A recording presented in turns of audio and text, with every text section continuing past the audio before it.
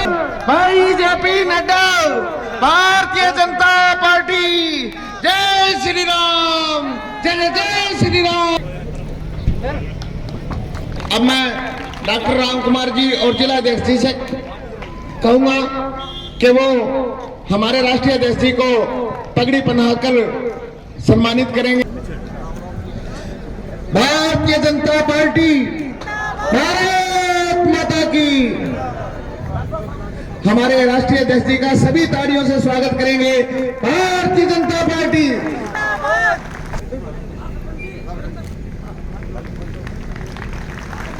जय श्री राम, जय जय श्री राम, जय श्री राम। भारत माता की।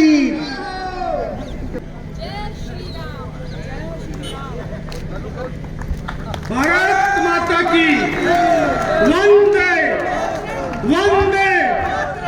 Bharatiya Janata party, Bharatiya Janata party.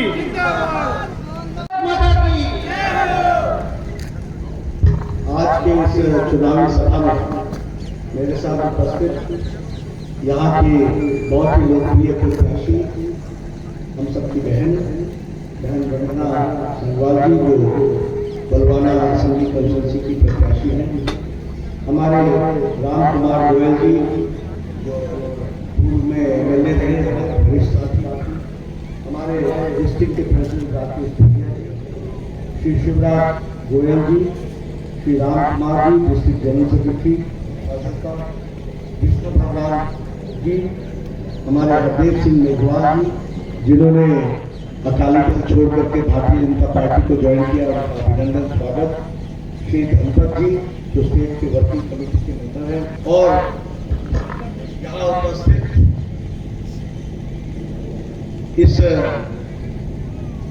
बलवाना विधानसभा के क्षेत्र के वरिष्ठ नागरिक बंधु, माताएं, बहनें, मेरे नौजवान साथी और मीडिया के मेरे साथी, प्रिंट मीडिया, इलेक्ट्रॉनिक मीडिया के साथी, ये मेरा सौभाग्य है कि मुझे आज आप लोगों के साथ आपके दर्शन करने का मौका मिला है, और मुझे इस बात की भी खुशी है कि मैं पंजाब गुरुओं की धरती और साथ में अपने अबोहर में यहाँ गुरु गंगेश्वर जी भगवान के, जो विष्णोई पंथ के दृष्टि से हम सब लोग के पूजनीय रहे हैं, ऐसे महाराज जी को नमन करते हुए और आशीर्वाद देते हुए अपनी बात को आपके सामने रखता हूं, और साथ ही साथ कुछ विषयों के बारे में चर्चा करना चाहता हूं।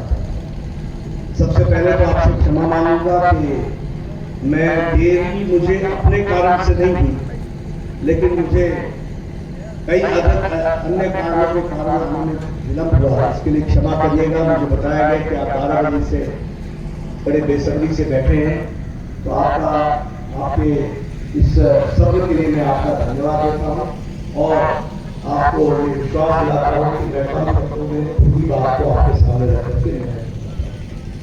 मित्रों, ये चुनाव की बेला है। वंदना जी हमारी प्रत्याशी, और हम जानते हैं कि हरदेव जी ने भी उनके पक्ष में अपना समर्थन दिया। यह विधानसभा में भेजने का एक मौका है, और मुझे जो आपकी तालियों की गड़गड़ाहट सुनने को मिली और जिस गर्मजोशी के साथ आपने मेरा स्वागत किया, वो मैंने विश्वास दिलाता है कि तुसी तय कर लिया है भाई वंदना जी को विधानसभा भेज के मेरे वास्ते तो लख लख बधाइयां, बहुत बहुत धन्यवाद, आप सबका बहुत बहुत धन्यवाद। लेकिन वंदना जी को विधानसभा में भेजना यही हमारा उद्देश्य नहीं है, ये हमारा लक्ष्य नहीं है, ये हमारा माध्यम है।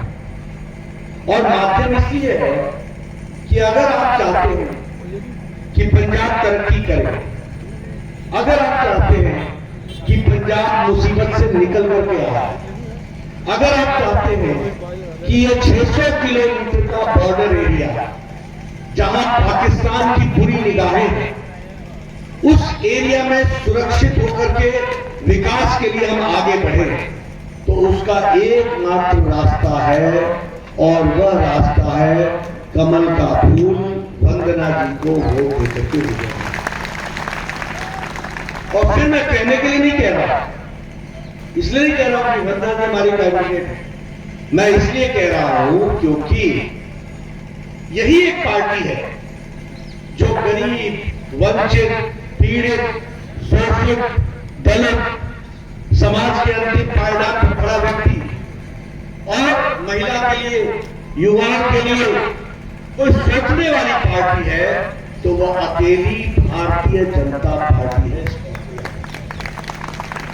और अगर मैं हम ध्यान दें, अभी कोरोना है, आप बताइए अमेरिका मुसीबत में पड़ा कि नहीं पड़ा?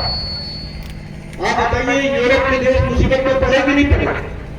ये हमसे ज्यादा सक्षम थे। छोटे छोटे देश जिसकी आबादी 24 करोड़, 23 करोड़, 22 करोड़, 20 लाख, 10 लाख, ये मुसीबत में पड़ गए और हमसे अच्छा स्वास्थ्य रखते थे, हमसे अच्छा स्वास्थ्य व्यवस्था रखते थे। लेकिन 130 करोड़ देश को बचा करके निकालने वाले रहे तो वो नरेंद्र मोदी रहे, इस बात को भी हमको ध्यान रखना। उन्होंने हम लोगों को हर दृष्टि से बचाया। अब महिला सशक्तिकरण की बात कीजिए, जब लॉकडाउन लगा तो उस समय लोग मजाक करते थे कि जनधन खाते से क्या होगा।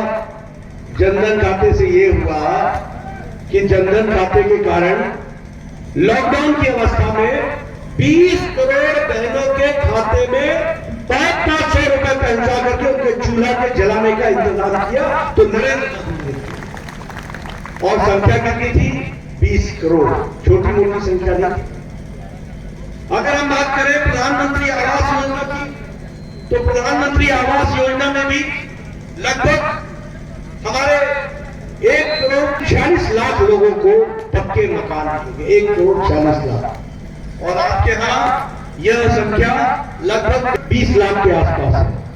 यानी बहनों को पक्के मकान देने का काम अगर किसी ने किया तो वो नरेंद्र मोदी जी ने किया और उनको मुख्य धारा में शामिल किया। ये भी आज देश में लगभग 18,000 गांव ऐसे थे जिनको बिजली नहीं थी, उनको 1000 दिन के अंदर बिजली पहुंचाई। और सौभाग्य योजना में 2.5 करोड़ लोगों के घरों में बिजली पहुंचाई। और पंजाब को 100% इलेक्ट्रीफाई किया तो नरेंद्र मोदी जी ने किया। यह भी हमको ध्यान रखना। इसलिए विकास की दृष्टि से हर योजना को लेकर आपको जानकर के खुशी होगी कि लगभग 11 करोड़ शौचालय बने, इज्जत घर बने। और आपके यहां भी लगभग 4.5 लाख बहनें ऐसी थी और बच्चे ऐसे थे जो शौचालय के लिए खेतों में जाते थे। कोई व्यवस्था किसी ने नहीं की, लेकिन मोदी जी ने 11 करोड़ इज्जत घर बनाए और पंजाब में 4,40,000 इज्जत घर बना करके बहनों की इज्जत का ध्यान रखा। इसको भी हमको याद रखना चाहिए। और आपने कभी सोचा था कि गरीब आदमी का कोई इलाज होने की स्थिति आएगी? अगर किसी गरीब आदमी के कोई व्यक्ति बीमार हो जाए, कैंसर हो जाए, तो बताइए उसका खेत बिकता था कि नहीं बिकता था? उसके घर बिक जाता था कि नहीं बिक जाता था? आज मोदी जी ने आयुष्मान भारत में 50 करोड़ लोगों को, यानी देश की 40% की आबादी को मोदी जी ने 5 लाख रुपए का प्रति वर्ष सालाना गंभीर बीमारियों के इलाज के लिए 5 लाख रुपए की व्यवस्था की है आयुष्मान भारत में। ये भी हमको याद रखना है। और पंजाब में यह संख्या 45 लाख परिवारों को मिल रही है। 45 लाख परिवार, सबसे बड़ी संख्या यहां की रही। गरीब लोग, उनको इलाज करने की व्यवस्था जो की गई वह भी उसी तरीके से अगर हम किसानों की बात करें, बहुत किसान की बात होती रहती है और मैं आया हूं तो किसान भाइयों को एक बात कहना चाहता हूं और डंके की चोट पर कहना चाहता हूं। हर कोई दिल्ली में किसान नेता बनने की कोशिश करता रहा। लोगों ने अपनी अपनी ताली बजाई, डप्पू बजाई और किसान नेता कहलाने की कोशिश की, लेकिन जो काम नरेंद्र मोदी ने किसानों के लिए किया वो किसी ने नहीं किया। मैं दावा के साथ कह सकता हूं। और मीडिया वालों से मैं कहूंगा, नोट कर लो मेरी बात, 180 लाख करोड़ रुपए खर्च किए पिछले 2 साल और 2-2 हजार रुपए देश में 10.5 लाख किसानों को पहुंचाया और 10.5 लाख किसानों के साथ साथ यहां पर भी हमारे लाखों किसानों को, लगभग 23 लाख से ज्यादा किसानों को 2,000 रुपए की 10 किस्तें प्रधानमंत्री किसान सम्मान निधि के तहत पहुंचाई। मित्रों, अगर मैं बात करूं हिंदू सिख एकता की और सिख भाइयों की, मैं यहां पर यह भी कहना चाहता हूं कि लोग सिखों की बात तो बहुत करते हैं, बड़े बड़े सिख भाई भी दिल्ली की गद्दी पर विराजमान हुए, बड़ी बड़ी जिम्मेवारियां संभाली, लेकिन सिख भाइयों के लिए किया क्या? जो काम नरेंद्र मोदी जी ने किया वो किसी ने नहीं किया, यह भी मैं दावे के साथ यहां बोल रहा हूं। और हिंदू सिख एकता के लिए किया। आप बताइए, हरमंदिर साहब में दुनिया भर के दर्शनाभिलाषी होते हैं कि नहीं होते?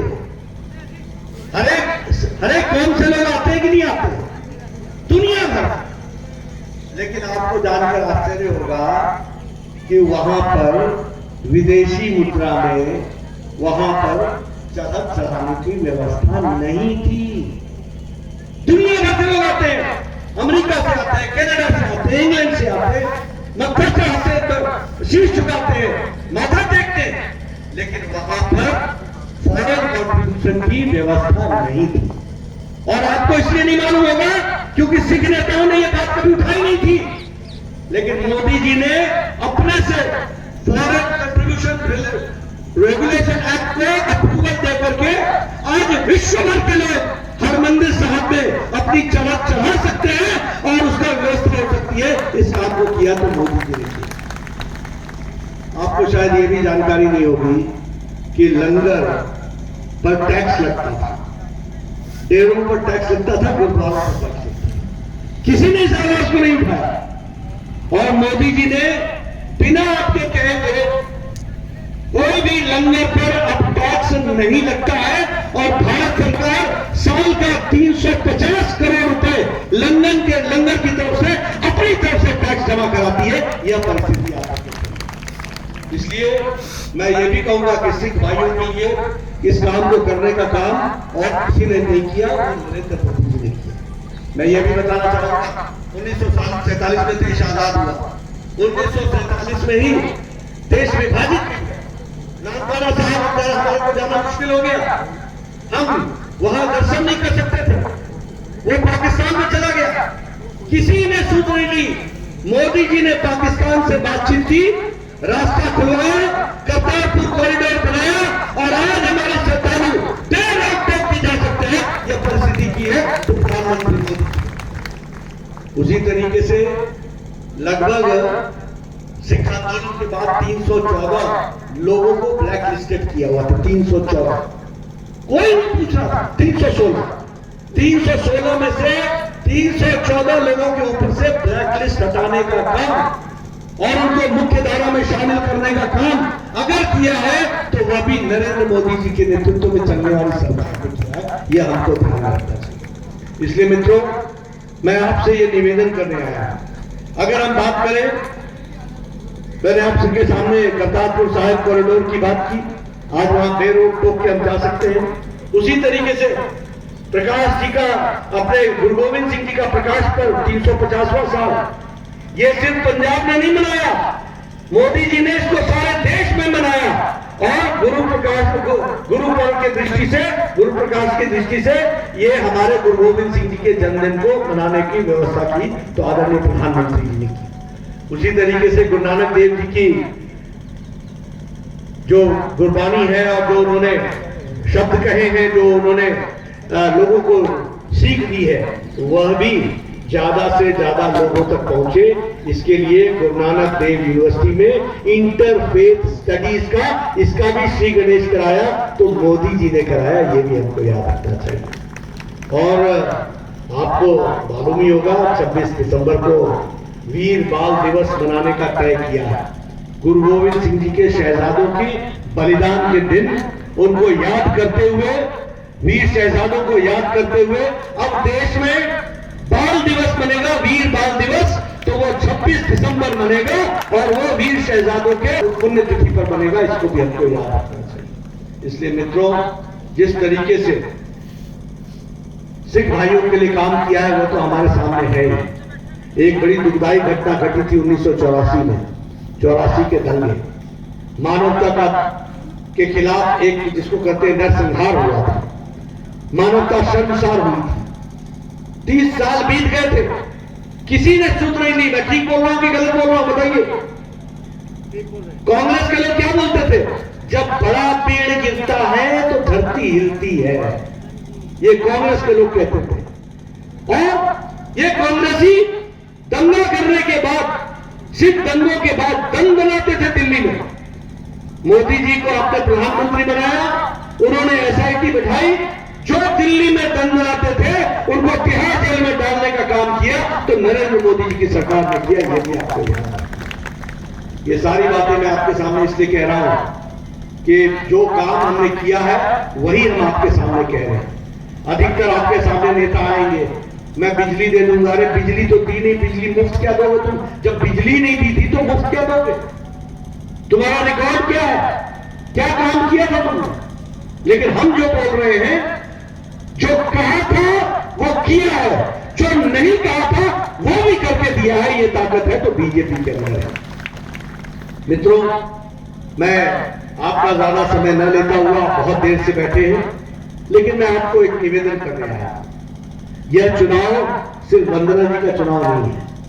यह चुनाव उन लोगों के लिए नहीं है जो सत्ता को लेकर के अपने परिवार को बढ़ाते हैं। यह चुनाव उनके लिए नहीं है जो सत्ता का उपभोग करके अपनी पार्टियों को चलाने का रास्ता बनाते हैं। यह चुनाव में उनको चुनने का मामला है जो चुन करके आते हैं और देश और प्रदेश की रक्षा के लिए अपना सब कुछ लगा देते हैं। उनको चुनने का मौका है, ये भी याद रखिए। 600 किलोमीटर का बॉर्डर है। आप बताइए, यहां ड्रग माफिया है कि नहीं है? यहां रेप माफिया है कि नहीं है? यहां खनन माफिया है कि नहीं है?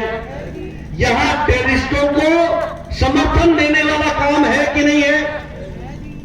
क्या आपको लगता है कि कांग्रेस पार्टी इसको रोक पाएगी? क्या आपको लगता है कि अकाली दल इसको रोक पाएगा? क्या आपको लगता है कि आम आदमी पार्टी इसको रोक पाएगी?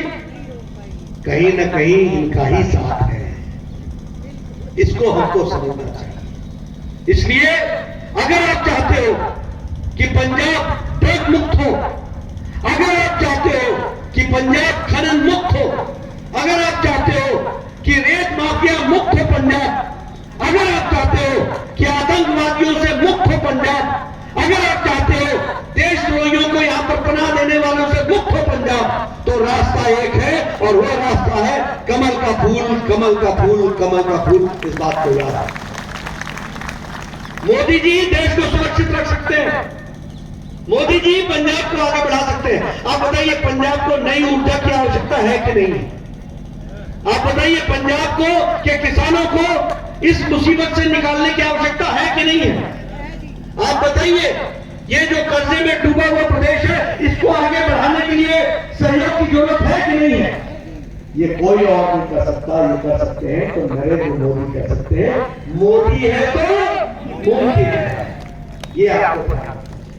इसलिए वंदना जी, इनको आप लाइसेंस दीजिए 5 साल का, ये आपकी सेवा करें, यहाँ के इस इलाके का विकास करें, युवाओं को रोजगार दें, किसानों को खुशहाल रखें, हर दृष्टि से विकास के लिए काम करें।